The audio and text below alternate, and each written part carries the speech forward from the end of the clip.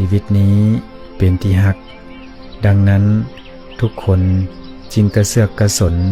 ดิ้นรนเพื่อให้ชีวิตนี้คงที่อยู่ให้ชีวิตนี้ได้รับความสะดวกสบายแม้แต่คนที่ฆ่าตัวตายก็เพราะฮักชีวิตนั่นเองเขาบ่อาจจะทนเบิ่งความทุกข์ทรมานแห่งชีวิตเขาจึงยึดถือเอาเป็นเจ้าของเขาต้องการให้ชีวิตที่เขาฮักให้มีความสุขยิ่งเท่านั้นแต่เขาบ่อาจที่จะเฮ็ดตามความต้องการได้เหมือนบุคคลจำเป็นต้องตัดอวัยวะบางส่วนทิ่มเพราะว่าเป็นโรคหายเกิดขึ้นจนบ่อาจจะเยียวยารักษาได้แล้วจะว่าบุคคลนั้น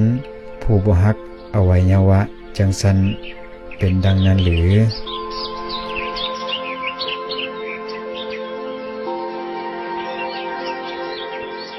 เวลาทุกข์ก็ปล่อยให้มันทุกข์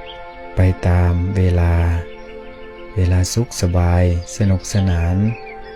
ก็ควรปล่อยให้ตนเองสนุกสนานกันมาได้ก็ได้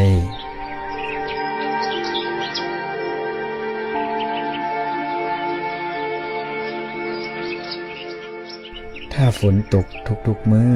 ตลอดเว้นตลอดคืนโลกนี้ก็คงจะเนืองนองไปด้วยน้ำถ้าแดดออกทุกๆมื้อตลอดเว้นตลอดคืนโลกนี้ก็จะเหี่ยวแห้งจนมนุษย์เฮาอยู่บ่ได้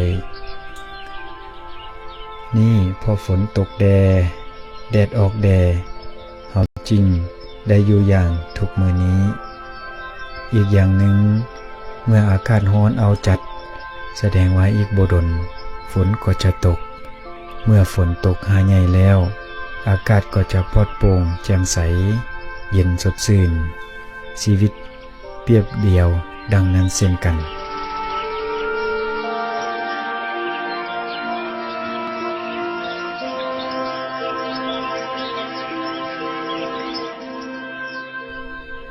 บทเรียนเรื่องศิลปะในการจูงใจผู้อื่นให้มีความคิดเห็นคอยตามเห็นตามความเห็นของเฮาต้องเฮ็ดอย่างนุ่มนวลและเป็นไปพร้อมด้วยความเห็นอกเห็นใจผู้อื่นบ่แม่นจะเฮ็ดด้วยความอวดเก่งและประณามความคิดของผู้อื่นว่าเป็นความคิดที่ผิดหรือชั่วร้ายใส่บ่ได้คนเฮาทุกคนล้วนแต่มีทิฏฐิมานะด้วยกันแต่ละคนหลายๆทั้งนั้นเขาจึงจะดื้อดึงยิ่งขึ้นถ้าขาดความเห็นอกเห็นใจและประณามว่าความคิดเห็นของเขานั้นผิดจะแสดงความหายแหงหายกาจยิ่งขึ้นเพื่อพยายามพิสูจน์ให้เห็นว่าบ่เป็นความบกพร่องของเขาเมื่อมีความคิดเห็นที่ขัดแย้งขึ้นเกี่ยวกับเรื่องใดเรื่องหนึ่งเฮาบ่สามารถที่จะเอาชนะผู้อื่นได้ด้วยวิธีขัดแย้งอย่างหุนแหงและดูถูกเหตุผลอีกฝ่ายหนึ่งทั้งนี้เพราะคนที่จำใจต้องเชื่อในสิ่งที่เขาบ่เชื่อนั้นความเห็นของเขาจะบ่เปลี่ยนแปลงเลยถ้าโต้แย้งกันอย่างหุนแหงเว้าให้อีกฝ่ายหนึ่งเจ็บใจและเถียงอย่างบ่ลุลาวาซอกเขาอาจจะเป็นผู้ประสบใจในบางครั้งแต่เป็นการใส่ชนะที่วางเป่าทั้งนี้เพราะด้วยวิธีการอันนี้เขาจะบ่สามารถได้รับไมตรีจิตจากอีกฝ่ายหนึ่งได้เลยความบ่เข้าใจต่อกันและกันจะบ่สามารถระงับได้ด้วยการโต้แย้งและขาดความละมุนละไมแต่จะระงับลงได้โดยการรู้จักผ่อนสั้นผ่อนยาวความสุขุมรอบคอบความประนีประนอมความเห็นอกเห็นใจสิ่งเหล่านี้จะช่วยให้เราเบิ่งเห็นในแง่มุมของอีกฝ่ายหนึ่ง ค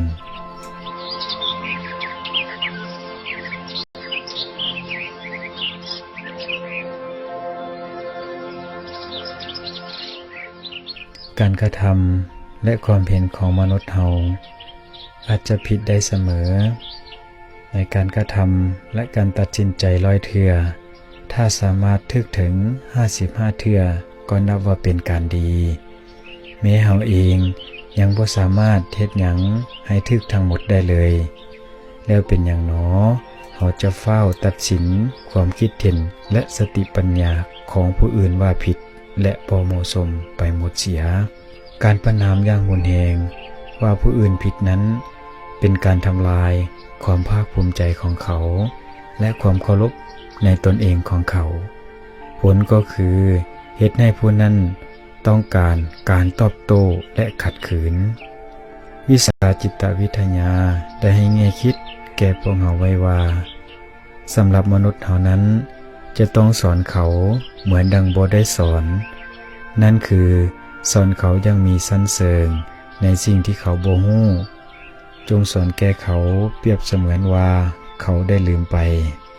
ที่เราต้องเฮ็ดแบบนั้นก็เพราะว่าเราฮู้หลักความจริงอยู่อย่างหนึ่งว่าจะมีมนุษย์อยู่บ่หลายคนเท่าใดในพื้นพิภพนี้ที่จะเป็นผู้เพียบพร้อมไปด้วยเหตุผลพวกเขาส่วนหลายต่างเป็นสัตว์โลกที่ยังมีอคติคือความลำเอียงโดยเฉพาะอย่างยิ่งความลำเอียงเข้าข้างตนเองส่วนพวกเขาส่วนหลายต่างก็อยู่ในอำนาจของความระหวาดระแวงความอิจฉาและความสงสัยความย้านความต้องการและทิฏฐิมานะโดยเหตุนี้เฮาจะพบว่าในบางเทื่อเฮาจะเปลี่ยนใจเฮาเองอย่างง่ายดายโดยบ่ต้องมีเรื่องขัดใจ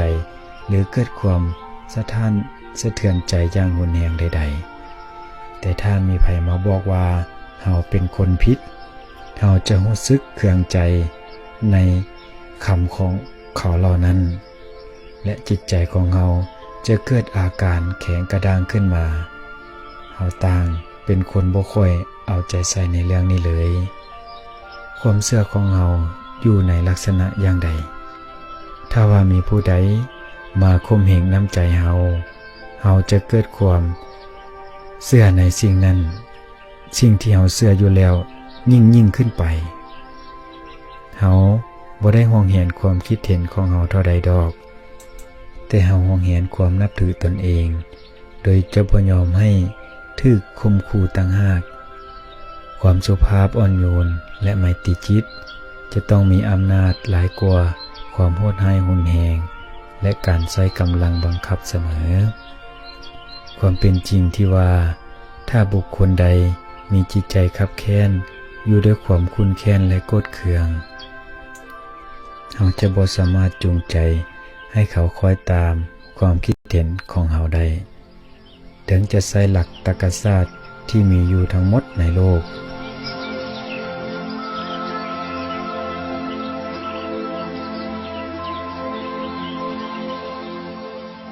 บิดามารดาที่มักปล่อยด่านายหรือผัวที่มักใช้อำนาจภรรยาที่มักจู้จี้ควรจะรู้ว่าการปฏิบัติดังกล่าวนี้จะบ่เห็นอีกฝ่ายหนึ่งเกิดความต้องการที่จะเปลี่ยนใจแต่กงกันข้ามถ้าเรามีวิธีการที่สุภาพอ่อนโยน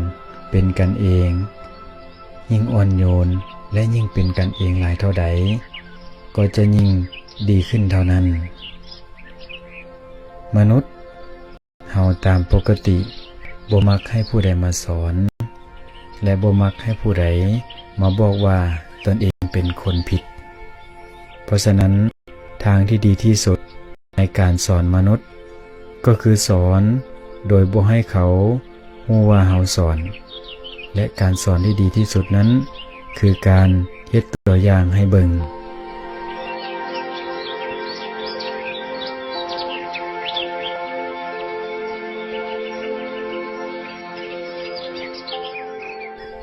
บุคคลผู้มีความยุติธรรมแก่ตนเองควรประสบทางแห่งความสงบแห่งใจโดยง่ายเพราะบุคคลประเภทนี้เมื่อมีหยังเกิดขึ้นแก่ชีวิตย่อมจะหันพิจารณาตนเองก่อนเสมอ แทนที่จะไปลงโทษต่อผู้อื่นพยายามพิจารณาตนเองด้วยความยุติธรรมแล้วจะเบิ่งเห็นความจริงตามความเป็นจริงบ่ลวงผู้อื่นบ่หลอกลวงตนเองเมื่อเป็นดังนี้จิตใจย่อมผ่องใสสงบอยู่เสมอบ่มีหยังจะเฮ็ดให้บุคคลประเภทนี้เดือดร้อนอยู่ดนได้เลย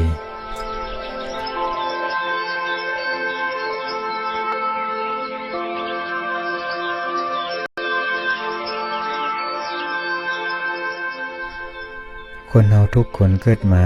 ล้วนเป็นหนี้สังคมของกินของใช้เครื่องอำนวยความสะดวกอื่นๆซึ่งให้เราได้รับตั้งแต่เมื่อที่เราเกิดมานั้นทั้งหมดนี้เป็นของสังคมเราสะดวกสบายอยู่ได้ในท่ามกลางความเสียสละของสังคมเพราะฉะนั้นเราต้องเฮ็ดประโยชน์แก่สังคมเพื่อเป็นการตอบแทนสังคมนำแลอย่าคิดแต่เรื่องสะดวกสบายส่วนตัวโดยอย่างเดียว